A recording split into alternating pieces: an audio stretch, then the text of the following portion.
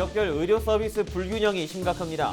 인구가 많은 지역에 의료 자원이 집중되고 있기 때문인데 지방 소도시 실정이 얼마나 심각한지 살펴봤습니다. 제때 치료를 받지 못해 사망하는 사람의 비율을 치료 가능 사망률로 표현하는데요. 의료 자원 격차로 지역 간 치료 가능 사망률이 많게는 3배까지 차이를 보이고 있습니다. 상황이 나쁘다 보니 의료 서비스가 부족한 지역의 지자체는 지역 대학병원들과 통합 의료 벨트를 구축해 의료 격차 줄이기에 나섰습니다. 대학병원조차 없는 지역은 공공의대 설립에 나섰습니다. 하지만 의사협회나 정치권과의 갈등 사이에서 어려움을 겪고 있습니다.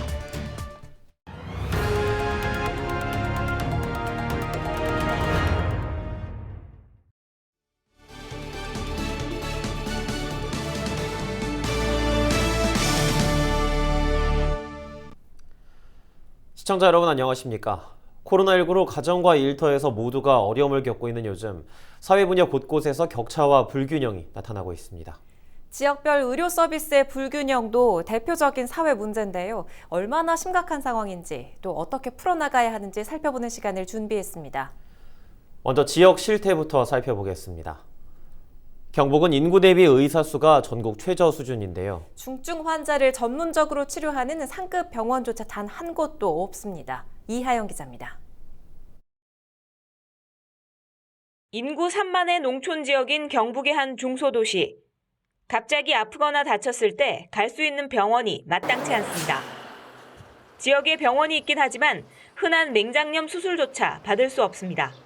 어디 뭐 수술을 한다든가 뭐 맹장이 걸려도 여기서는 안 되니까 안동이나 갈 수밖에 없어요. 예를 들어서 뭐 어디 다리가 뭐 금이 갔다 이런 거는 되는데 몸에 뭐 수술을 해야 된다 뭐 이런 거는 다 안동 아니면 대구로 가시더라고.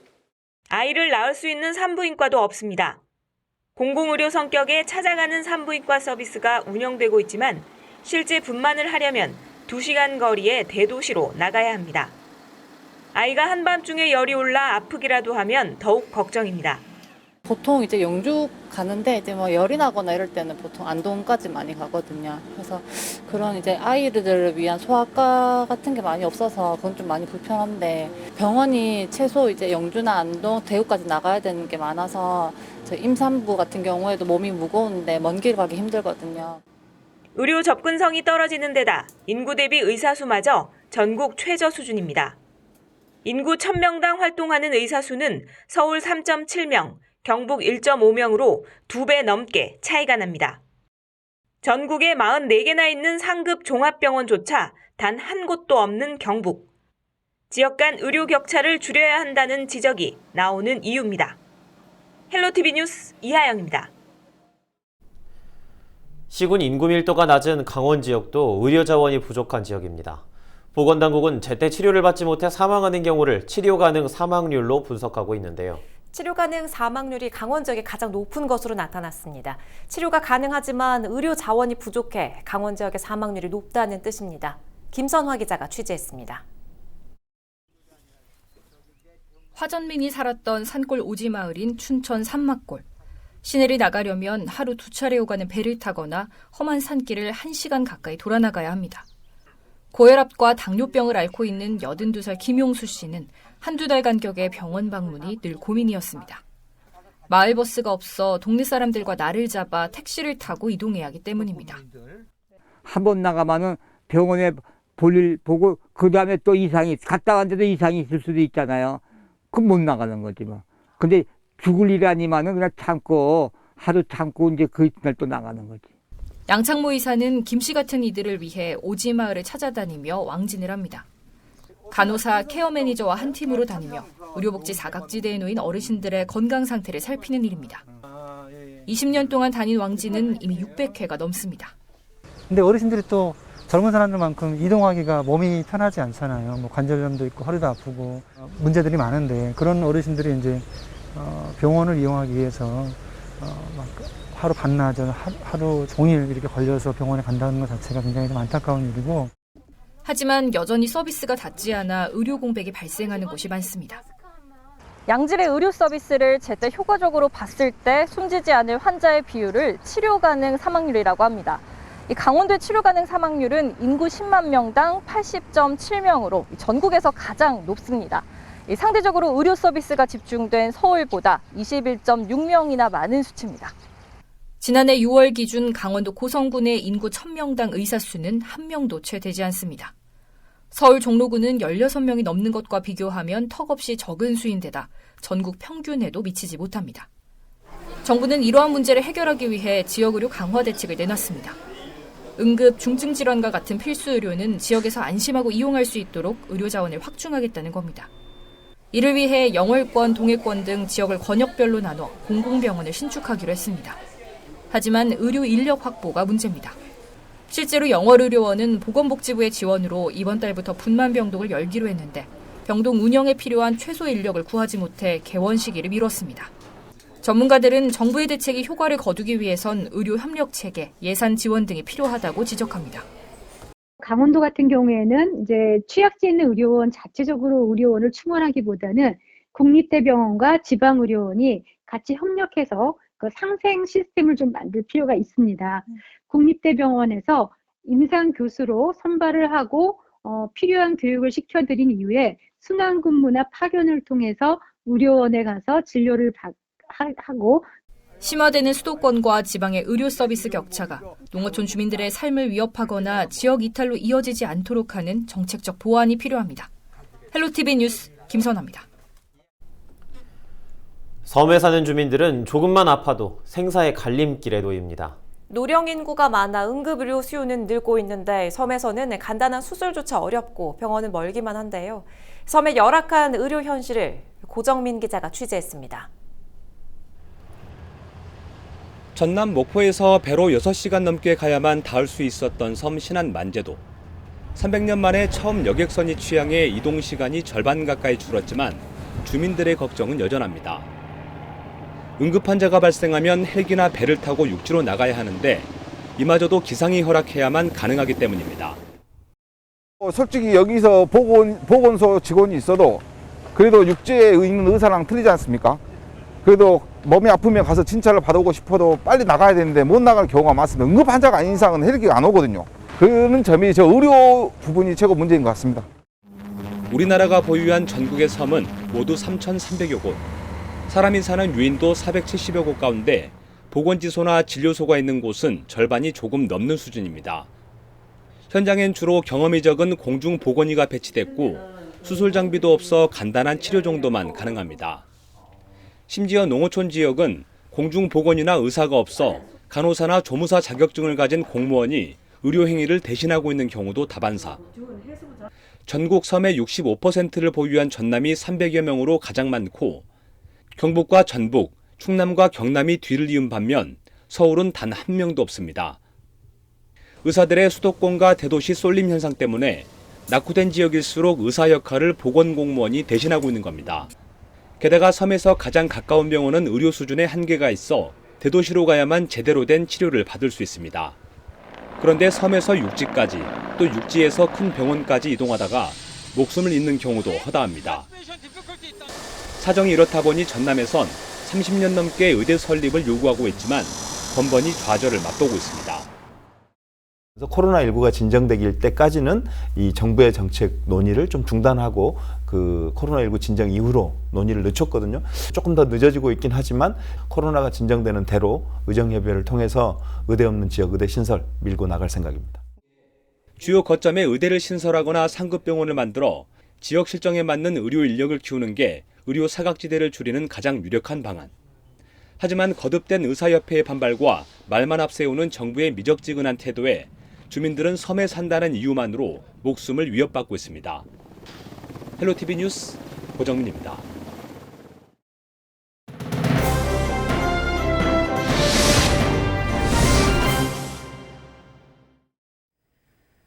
코로나19 검사와 치료의 대부분은 보건소와 의료원 등 공공의료기관이 맡고 있죠. 그만큼 감염병 재난 상황에서 공공의료의 중요성이 부각되고 있습니다. 그런데 공공의료 충분한 걸까요? 우리나라 전체 병원 병상 중 공공병원 병상은 9.6%에 불과합니다. 의료 자원의 지역 간 불균형도 심각합니다. 서울은 전체 병상 중 절반 정도가 종합병원 병상이지만 군 단위 지역은 고작 5%밖에 되지 않습니다. 의사 수를 볼까요? 수도권과 비수도권이 2배 이상 차이가 납니다. 사실 수도권에서 멀어질수록 의사와 병원이 부족하다는 건 어제 오늘 얘긴 아니죠. 서울에 사는 사람 열의 9은 집 주변에 있는 병원을 이용하지만 농어촌 지역에선 대부분 사는 곳을 벗어나 병원을 찾아다녀야 하는 실정입니다. 또 치료 가능한 사망률이라는 게 있습니다. 적절한 의료 서비스를 제때 받았더라면 살 수 있었던 사람의 비율입니다. 쉽게 말해서 제때 치료를 못 받아서 숨진 사람의 비율이죠.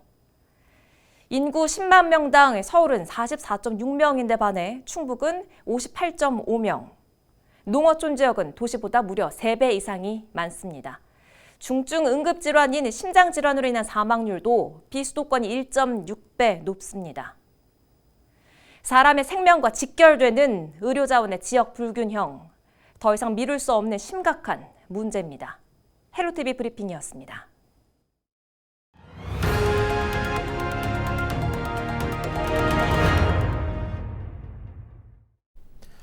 지역별 의료 서비스 불균형을 해소하기 위해 공공의료의 역할도 중요합니다.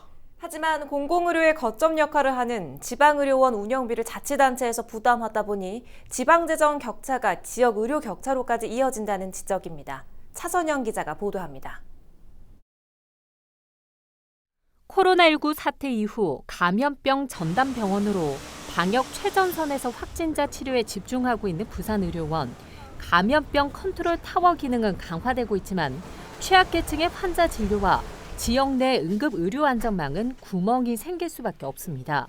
부산 전체 병원 중 공공의료기관 비중이 낮기 때문입니다. 2019년 말 기준 공공의료기관이 차지하는 비중은 5.5%, 부산은 그 절반인 2.5%에 불과합니다. 경제와 같이 굴러가야 되는 쳇바퀴 중 하나가 이제 그 공공의료라는 거죠. 이 문제점을 극복하는 방법은 결국에는 공공의료를 얼마만큼 확충하느냐, 이 확충을 통해서 이제 안정성을 가지느냐, 이 관건인데. 공공보건의료 시스템 확충의 가장 큰 걸림돌은 열악한 지방재정입니다. 지방의료원은 설립이나 리모델링의 경우 국비가 50에서 60% 지원되지만 설립 후 지방의료원 운영비는 모두 자치단체가 부담하게 됩니다. 부산의료원의 경우 적자분에 대해서 부산시가 매년 50억 원의 예산을 투입하는데 지방 재정의 격차가 지역 의료의 격차로 나타날 수밖에 없는 구조입니다. 서울의료원에 연간 한 1,000억 정도 보존을 합니다. 서울시가요. 그러니까 단순히 비용을 보존하는 역할만 하는 것이 아니라 더 공공병원이 공익진료를 할 수 있게끔 하는 재정적인 투여를 더 많이 하는 편인데, 투자를 많이 하는 편인데 이제 부산 같은 경우는 50억인 거죠. 또 지방의료원 확대를 위해서는 경제성이 중요한 평가 항목인 예비 타당성 조사를 면제해야 한다는 목소리도 나오고 있습니다. 최근에는 장애 아동을 위한 공공 어린이 재활병원, 산재 전문병원, 공공형 산부인과 등 수익성이 떨어져 민간 영역에서 확대되지 못하는 의료 영역들이 공공의료 내에서 특화되고 있습니다. 감염병 관리와 취약계층, 응급환자, 난치성 희귀 질환 치료 등을 위해 공공의료 시스템이 확충돼야 하는 셈인데 결국에는 정부의 적극적인 재정 지원과 정책적인 뒷받침이 시급한 실정입니다. 헬로티비 뉴스 차선영입니다.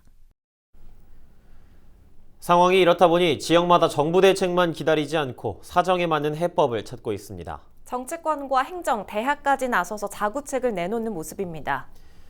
경남에서는 지자체와 3개 공립대학교가 힘을 합쳐 권역별 통합 의료벨트를 구축하고 나섰는데요. 의료 서비스의 지역 불균형을 해소하는 대안이 될 수 있을지 지역 안팎에서 바라보는 기대가 큽니다. 김수정 기자가 보도합니다. 경남 지역 국립대학병원 3곳이 손을 잡았습니다. 경상남도 권역별 통합 의료벨트를 만들기 위해서입니다. 경남을 동부와 중부, 서부 3개 권역으로 나눠 동부는 양산 부산대병원, 중부는 창원 경상대병원, 서부는 진주 경상대병원이 중심이 됩니다. 응급과 심내혈관 같은 중증 의료와 산모, 신생아, 어린이 의료 같은 필수 의료 서비스는 꼭 필요하지만 수익성이 낮아 곳곳에서 부족한 상황. 통합 의료벨트의 핵심은 이 필수 의료 서비스를 경남도 내 어디서나 받을 수 있다는 겁니다. 그렇게 해야 될 뭐 아주 특별한 질환이 있고 나머지 대부분은 사실은 경제적으로도 그렇고 사회적으로도 손실이 굉장히 큽니다.